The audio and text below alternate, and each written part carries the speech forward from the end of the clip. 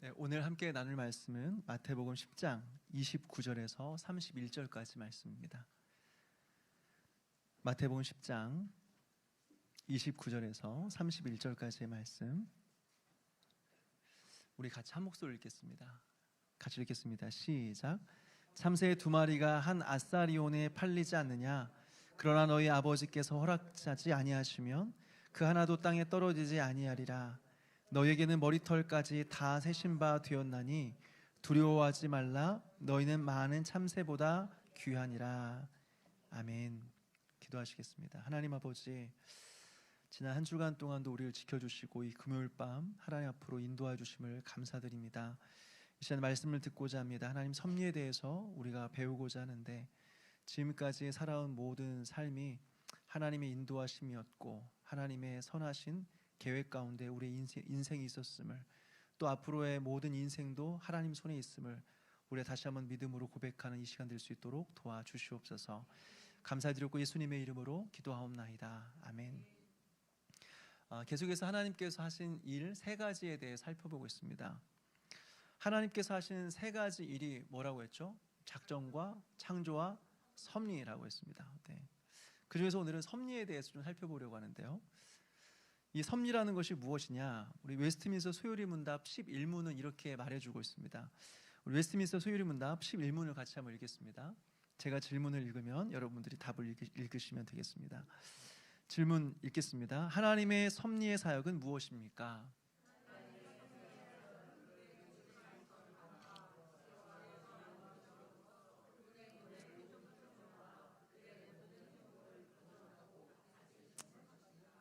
네. 쉽게 말해서 하나님께서 이 세상을 계획하시고 그 계획하신 것을 실행하셨습니다. 이것을 창조라고 했습니다. 그런데 하나님은 창조한 이 세상을 내버려 두지 아니하시고 그분의 선하신 뜻을 따라서 다스려가는 것이죠. 이것이 섭리라고 하는 것입니다. 그런데 어떤 사람들은 이러한 하나님의 섭리에 대해서 의문을 품어요. 하나님께서 정말 이 세상을 다스리는 게 맞습니까? 그렇다면 왜 이 세상에 전쟁이 일어나죠? 그렇다면 왜 교회 안에서 여러 가지 문제들이 생깁니까? 왜 의인이 고난을 받습니까? 왜 악인은 고난이 없습니까? 이런 많은 질문들이 생기는 거죠. 그래서 많은 사람들은 하나님의 섭리를 부인하면서 자기들만의 이론을 만들어요. 첫째는 자연주의입니다. 자연주의의 핵심은 무신론이에요. 신은 없다라고 하는 거죠. 대신에 이 모든 세상은 순리를 따라, 어떤 원리를 따라 돌아간다라고 하는 것입니다. 이 이론에 대한 문제점은 무엇일까요? 신이 없다고 한다면 이 세상은 어떻게 시작되었는가, 그리고 이 세상이 작동되는 원리는 어떻게 발생이 되었고 어떻게 유지가 되는가, 그 근거는 무엇인가 설명해 주지 못한다라고 하는 것입니다. 둘째로 이신론이에요. 이신론이라고 하는 것은 신이 두 개 있다고 하는 것이 아니라 신이 이 세상을 만들고 이후에는 멀리 떨어져 계신다라고 하는 말이에요. 즉 하나님은 이 세상을 만드시고 이 세상에 작동되는 원리를 심어 놓으셨어요. 예를 들어 중력, 즉 물은 위에서부터 아래로 흐른다. 권선징악, 즉 선을 행하면 복받고 악을 행하면 벌받는다라는 원리를 심어 놓으신 거죠. 그리고 나서 그 외의 일에는 간섭하지 않으시는 것입니다. 또 이것의 문제는 무엇일까요? 하나님도 인정하고 이 세상의 원리도 설명이 가능해요. 단 이 세상에 우리가 이해할 수 없는 일들, 즉 기적은 설명할 수가 없는 거죠. 셋째로 운명론이에요. 운명론은 하나님의 존재도 인정하고 하나님께서 이 세상의 원리를 심어 놓으셨다라는 사실도 인정하죠. 또 하나님께서 이 세상에 직접 개입하셔서 적극적으로 당신의 뜻을 이루신다라는 것도 인정합니다. 그런데 문제는 무엇이냐? 개인의 의지와 노력은 필요가 없다는 것입니다. 인간이 뭘 해도 어차피 하나님의 정하신 뜻대로 이루어지기 때문에 인간의 모든 노력은 소용이 없다라고 하는 거죠. 즉 인간의 자유와 책임의 문제를 무시해버린다라고 하는 것입니다. 넷째로 과정신학이라는 것이 있어요. 과정신학은 하나님의 존재도 인정하고 하나님께서 이 세상을 직접 다스린다, 이것도 인정합니다. 그리고 인간의 책임에 대해서도 무시하지 않습니다. 문제는 하나님께서 이 세상에서 일어나는 모든 일들과 앞으로 일어날 모든 일들에 대해서 하나님은 다 알지 못한다라고 하는 것이죠. 예를 들어서 우리가 결혼해서 부모가 된다고 해서 모든 것을 다 아는 것은 아니죠. 그래서 아이들을 키워가면서 부모가 되어가는 것이 무엇인지를 부모 또한 역시 배워가는 것들이 있습니다. 마찬가지라는 거예요. 하나님도 하나님이 처음이시라 하나님이 되어가는 것을 배워간다는 것이죠. 즉 시간이 갈수록 하나님도 똑같이 성장하고 진화한다는 거예요. 그러니까 하나님께서는 우리의 인생에 대해서 다 알 수 없고 하나님 자신에 대해서도 다 알 수 없다라고 하는 것이 바로 과정신학입니다. 여러분, 이 모든 것들은 하나님의 섭리를 다 부인하는 것들입니다. 하나님께서 이 세상을 다스리신다, 창조한 세상을 아시고 당신의 서사신 뜻대로 이끌어 가신다, 다 부인하는 것입니다. 근데 성경은 하나님의 섭리에 대해서 조금도 부인하지 않습니다. 하나님께서 이 모든 만물을 창조하셨을 뿐만 아니라 창조하신 세상을 지금도 붙드시고 다스리신다라고 하는 거예요. 즉 이 세상에서 하나님도 모르는 일이 하나님 없이 우연히 일어나는 일은 없다라고 하는 거죠. 우리 이 시간 성경 몇 구절을 한번 찾아서 읽어보도록 하겠습니다. 우리 마태복음 5장 45절 말씀을 같이 한번 읽겠습니다. 마태복음 5장 45절.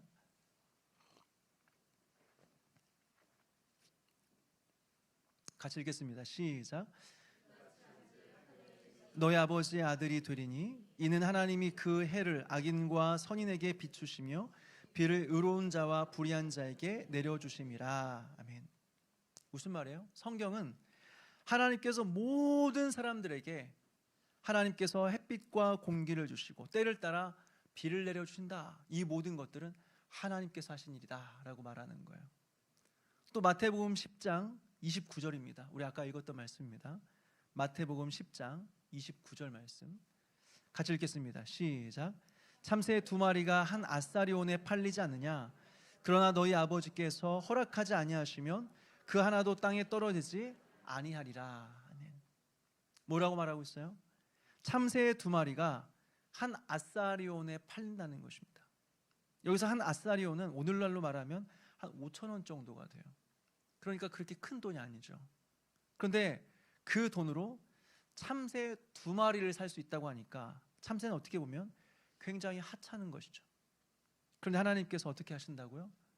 그 한 마리가, 그 중에 한 마리가 땅에 떨어지는 것도 하나님의 허락이 없으면 이루어지지 않는다라고 하는 거예요. 다시 말해서 이 상에 일어나는 모든 일들 중에서 의미 없고 하찮은 일이라도 하나님의 허락 없이 하나님 모르게 일어나는 일들은 없다라고 하는 것입니다.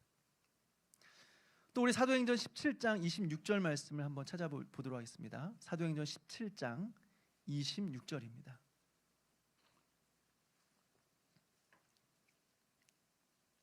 같이 읽겠습니다. 시작.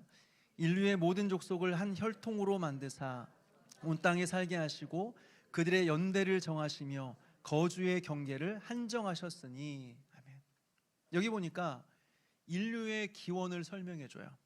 하나님께서 모든 인류를 한 혈통에서부터 시작하게 하셨다라고 하는 거죠.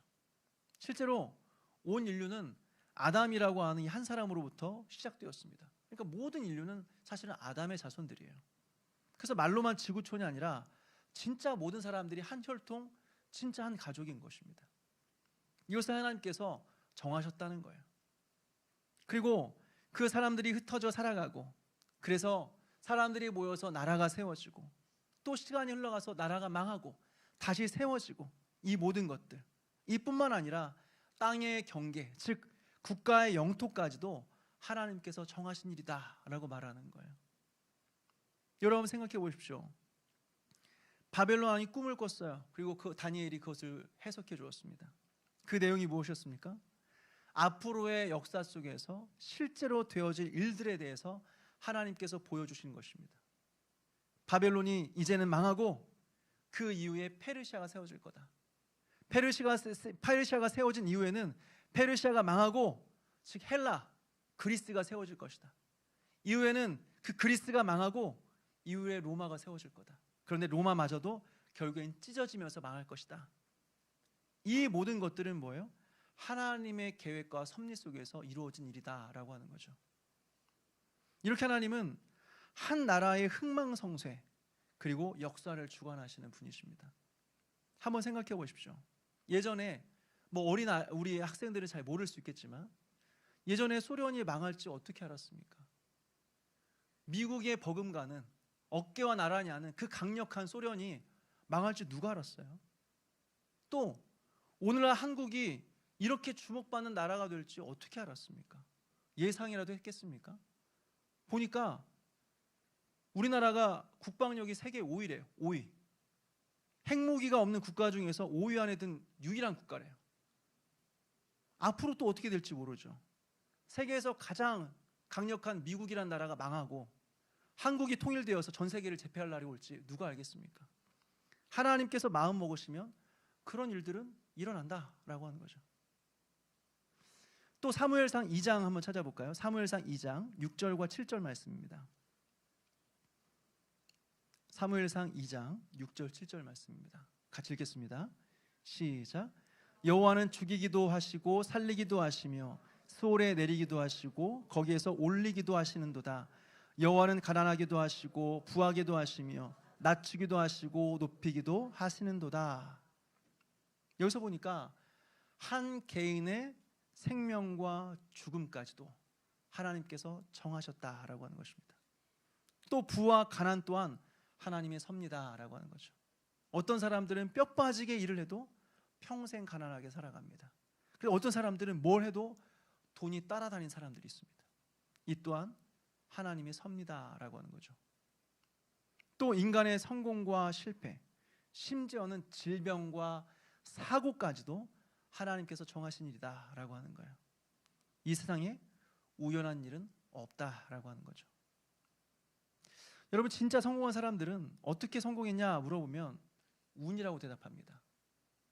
적당히 성공한 사람들은 자신이 어떻게 성공했는지를 말할 때 내가 얼마나 노력했는지, 내가 얼마나 고생했는지 이런 이야기를 합니다. 진짜 제대로 성공한 사람들이 인터뷰하는 것을 보게 되면요, 운이래요. 운. 자기가 경험한 성공들 중에서 하나라도 삐끗했다면, 하나라도 어긋났다면, 하나라도 실패했다면 지금 자신은 자신의 위치에 있을 수 없었다라고 하는 거예요. 투자해서 돈을 많이 번 사람들도 마찬가지입니다. 이야기를 들어보면 적당히 번 사람들은 자기 실력이래요. 그래, 진짜 투자를 통해서 돈을 많이 모은 사람들은 운이라고 이야기해요. 모든 우연 같은 일들이 연속적으로 일어나서 지금의 내가 되었다라고 하는 거죠. 이렇게 세상 사람들은 모든 것을 우연이라고 이야기해요. 그리고 좋은 우연들은 운이라고 말해요. 행운이래요. 왜요? 설명할 수가 없으니까. 그러나 믿는 사람들은 이것을 뭐라고 말합니까? 하나님의 섭리라고 이야기해요. 하나님의 섭리. 하나님께서 그렇게 주권적으로 행하신 일이다라고 하는 거예요. 이것은 우리의 생각이 아니에요. 성경이 이것을 증언하는 것입니다. 지금도 하나님께서 온 세상을 다스리시고 자신의 뜻대로 이 세상을 움직여 가신다라고 하는 거예요. 이게 섭리예요. 그렇다면 여러분, 정확하게 이 섭리라는 것이 무엇일까요? 세 가지인데요. 보존과 협력과 통치를 말합니다. 섭리는 보존과 협력과 통치를 말해요. 한번 따라서 해볼까요? 보존, 협력, 통치. 첫째로 보존입니다. 하나님께서는 이 땅의 모든 만물을 보존하세요. 즉 모든 만물을 존재하게 하시고 그 상태 그대로 있도록 유지하게 하시는 것이죠. 대표적으로 우리는 매일 숨을 쉽니다. 그리고 우리의 심장은 쉬지 않고 계속해서 뜁니다. 그러면서 온몸의 피를 순환시키죠. 우리 중 어느 누구도 이것을 계속해서 의식하며 살아가는 사람들 우리 중에 아무도 없습니다. 우리 중에 어느 누구도 숨 쉴 때마다 하나님 앞에 숨을 잘 쉬게 해달라고 기도하는 사람 없습니다. 늘 순간순간 심장 잘 뛰게 해달라고 기도하는 사람 우리 중에 아무도 없습니다. 이 모든 것들은 그냥 자동적으로 이루어지는 것이죠. 그렇지만 이 모든 것들이 당연한 것입니까? 당연한 게 아니에요. 하나님께서 우리의 생명을 붙들고 계시는 거예요. 하나님께서 우리의 몸을 보존하고 계시는 거예요. 그래서 우리로 하여금 계속해서 쉬지 않고 호흡하게 하시며 심장이 뛰게 하신다라고 하는 거예요. 그 근거가 뭐예요? 우리의 폐와 심장이 영원히 움직이지 않는다는 거예요. 세월이 지나면 언젠가 때가 되면 우리의 폐는 멈출 것이고 우리의 심장은 멈출 겁니다. 하나님께 잡고 있었던 손을 놓으시면 그런 일들은 일어나는 거예요. 하나님께서 붙드실 동안만 우리는 그렇게 숨을 쉬면서 살아간다는 거예요. 이것이 바로 하나님의 보존이에요. 보존. 뿐만 아니라 자연의 법칙도 하나님의 보존하심 때문에 존재하게 되는 거죠. 물은 위에서 아래로 떨어져요. 지구는 태양 주변을 돌고 달은 지구 주변을 돕니다. 또 부력이라는 게 있어서 공기가 있는 존재는 물에 뜨게 되어 있어요. 이 모든 것들은 어떻게 이루어진 일이냐? 하나님께서 그렇게 정하신 거예요. 하나님께서 피조 세계 속에서 사물의 특성과 질서를 부여하시고 그 특징이 계속해서 변하지 않도록 유지되도록 하신 거예요. 이것이 바로 보존이에요. 하나님의 섭리 중에 하나예요. 두 번째로 협력입니다. 특별히 하나님은 당신이 정하신 뜻을 인간과 협력하면서 이루시는 분이세요. 여기서 우리가 좀 오해하지 않았으면 좋겠습니다. 하나님께서 우리와 협력하신다고 하니까 하나님의 노력 50%, 우리의 노력 50% 합쳐서 100%의 결과가 나오는구나, 이렇게 생각하면 안 돼요. 하나님의 100%와 우리의 100%가 합쳐져서 100%의 결과가 나오는 것입니다. 그런데 그 100%가 누구의 100%냐? 하나님의 100%예요. 쉽게 말해서 하나님은 하나님의 섭리를 따라서 우리를 인도해 가시는데 그 일들이 우리와 상관없이 이루어지는 일이 아니라 우리가 실제로 선택하고 행동함으로써 이루어지는 일들이에요. 즉 하나님은 우리의 선택과 순종을 사용하셔서 당신의 뜻을 이루어 가신다라고 하는 거죠. 그래서 어떻게 해요? 우리와 협력이기 때문에 하나님의 계획이 바뀝니까? 하나님께 생각하시는 것 반대로 우리와 협력했기 때문에 움직입니까? 그런 일은 없습니다. 우리와 협력하시지만 결과적으로는 하나님 당신의 뜻이 온전히 이루어진다라고 하는 거죠. 여러분, 이것은 선과 악 모두를 포함하는 것입니다. 우리가 선을 행할 때도 하나님은 우리의 선을 행하셔서 하나님의 예정하신 뜻을 이루어 가세요. 반대로 우리가 악을 행할 때에도, 불순종할 때에도 그 불순종을 사용하셔서 결국에는 하나님의 뜻을 이루어 가십니다. 이것이 바로 협력이에요. 협력. 이것이 바로 하나님의 섭리의 또 다른 종류예요. 그래서 하나님은 당신의 뜻을 이루어 가실 때 우리와 상관없이 일하시지 않습니다. 우리와 함께 협력하시면서 그 일들을 이루어 가시는 거예요. 또 우리가 실제로 참여했기 때문에 우리가 순종했으면 거기에 대해서 잘했다, 하나님이 칭찬하시죠. 또 우리의 죄와 불순종에 있어서도 하나님이 아무리 그것을 계획했다고 할지라도 거기에 참여한 것은 우리이기 때문에, 우리가 의지를 가지고 선택했기 때문에 우리에게 죄에 대해 책임이 없다, 말할 수 없다라고 하는 것이죠. 이것이 바로 협력이에요. 하나님의 섭리 중에 하나인 것이죠. 셋째로 통치입니다. 통치라고 하는 것은 하나님께서 모든 것을 다 사용하셔서 결국에는 하나님께서 목적하신 바를 이루신다라고 하는 거예요. 하나님은 당신의 뜻을 이루기 위해서 이 세상의 모든 것들을 다 사용하십니다. 우리의 성공, 우리의 실패, 우리가 지금 만나는 사람들, 우리가 지금 경험하고 있는 사건들, 이 모든 것들을 다 사용하시는 것입니다. 우리가 생각할 때는 이 모든 것들은 다 우연처럼 보여요. 그런데 우연처럼 보이는 이 모든 것들을 사용하셔서 하나님은 당신의 뜻을 이루시는 것이죠. 사실 우연처럼 보이는 모든 것들은 하나님의 거대한 계획을 이루기 위한 수단들이다라고 하는 거죠. 하나님은 이 모든 것들을 사용하셔서 하나님께서 목적하신 바를 이루시는 거예요. 이것이 통치예요. 하나님께 저를 목회자로 세우기 위해서 하나님은 어릴 때부터 저를 인도하셨습니다. 그때는 몰랐지만 지금 생각해 보면 그 모든 것들이 다 하나님께서 저를 목회자로 세우기 위한 하나님의 인도하심이었다라는 생각이 듭니다. 어릴 때 담임 목사님이 저희 집에 신방을 오셨어요. 그래서 저를 무릎 위에 앉혀놓고 물어봤어요. 재현아, 너 커서 뭐 할래? 그때가 제가 한 4살 정도 됐던 것 같습니다. 만으로 한 3살 정도 됐던 것 같습니다. 목사가 되겠습니다. 정확히는 전도사도 아니고 목사가 되겠습니다, 이렇게 얘기했습니다. 그때부터 시작해서 저희 꿈은 거의 변하지 않았던 것 같아요. 가끔 다른 직업을 생각할 때가 있었습니다. 예전에 모를 때, 아무것도 모를 때는 가수가 되어봐야겠다라는 헛된 꿈을 꾸어보기도 했습니다. 근데 변성기가 찾아오면서 가수의 꿈은 이제 깨끗하게 접었죠. 또 중간에 목사가 되기가 너무 부담스러웠었어요. 그래서 목사 말고 나중에 장로나 좀 집사가 되야겠다 이런 생각을 한 적이 있었습니다. 근데 주변에 기도하시는 분들이 그때마다 계속 찾아와서 말해줘요. 재현아, 기도해보니까 하나님께 네가 목회자 되는 걸 참 기뻐하신다. 하나님이 너를 목회자로 인도하시길 원하신다. 계속 기도하시는 분들 오셔서 말씀해 주세요. 또 대학교를 준비하고 총신대 신대원을 준비하는데 참 그 과정이 참 쉽지가 않았어요. 일단 그 당시에는 경쟁률이 지금과는 비교할 수 없이 좀 높았습니다. 무엇보다 그 당시에 제가 신학생이 아니었기 때문에, 일반 학교를 다니고 있었기 때문에 신대원에 대한 정보 자체가 거의 없었습니다. 게다가 원래 다른 학교를 준비하고 있었습니다. 원래 제가 다니고 있었던 교회의 교단의 학교를 준비하고 있었습니다. 근데 6개월을 남겨놓고 갑자기 학교를 바꾸게 되었어요. 그러니까 처음부터 다시 공부해야 되는 상황이죠. 6개월 남겨놓고 처음부터 다시 공부해야 되는 거예요.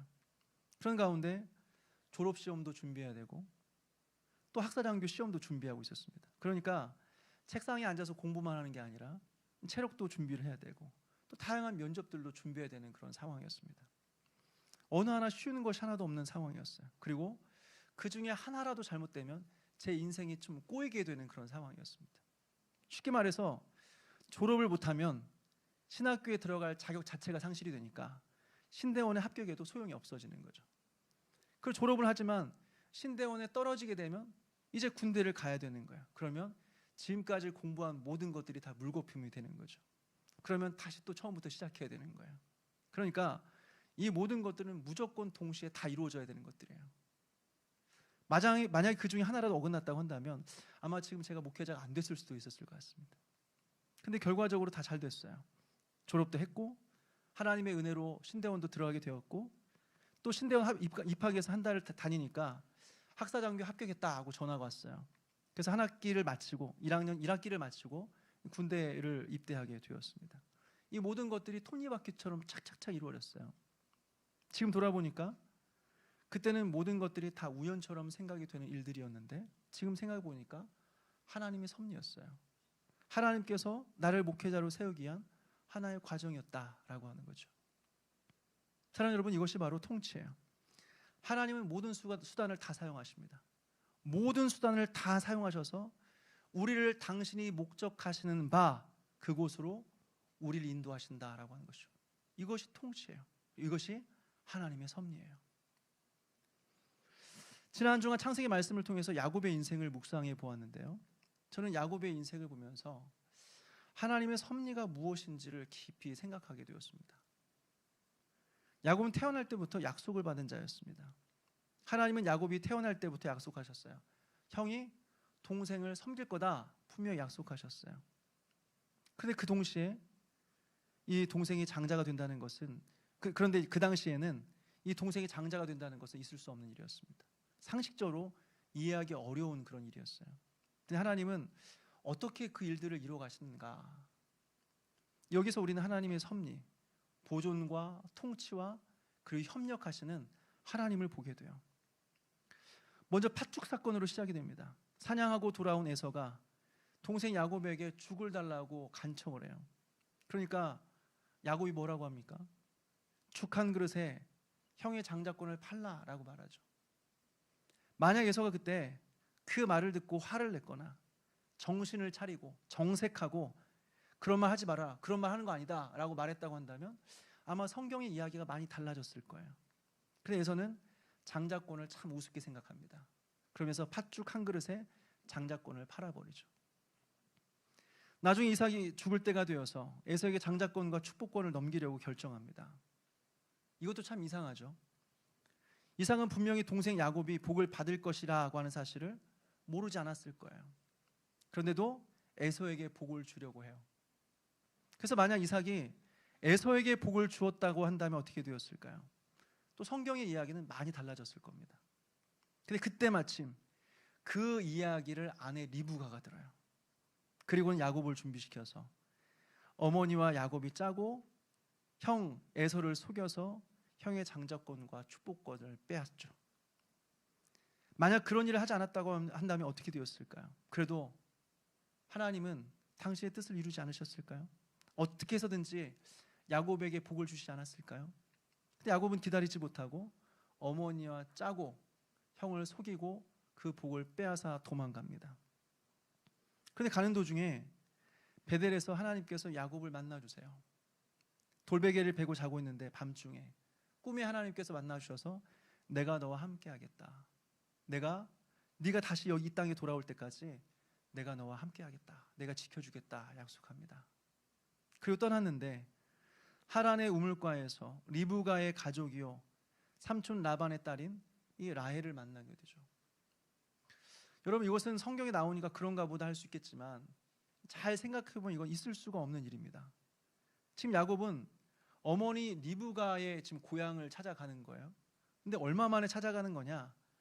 엄마 리브가가 그 고향을 떠난 지 100년 만에 찾아가는 겁니다. 100년 만에요.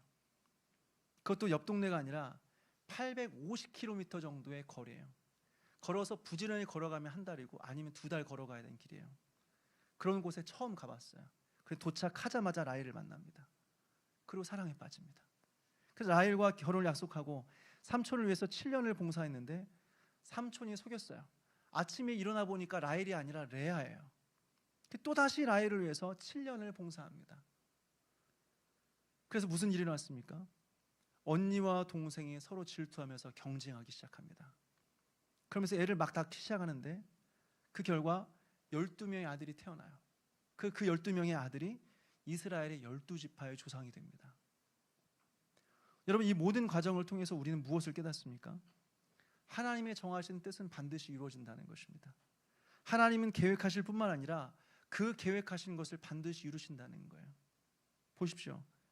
하나님은 처음부터 야곱을 믿음의 조상으로 정하셨어요. 그렇게 하기로 마음 먹으셨어요. 그런데 아버지 이삭이 그걸 기억하지 못해요. 그래도 괜찮아요. 그것 때문에 하나님의 계획이 실패로 돌아가지 않습니다. 그런데 야곱과 어머니 리브가가 하나님을 신뢰하지 못하고 에서와 이삭을 속이고 복을 빼앗아요. 그러니까 형이 죽이겠다고 쫓아와요. 괜찮아요. 그것 때문에 하나님의 계획이 실패로 돌아가지 않습니다.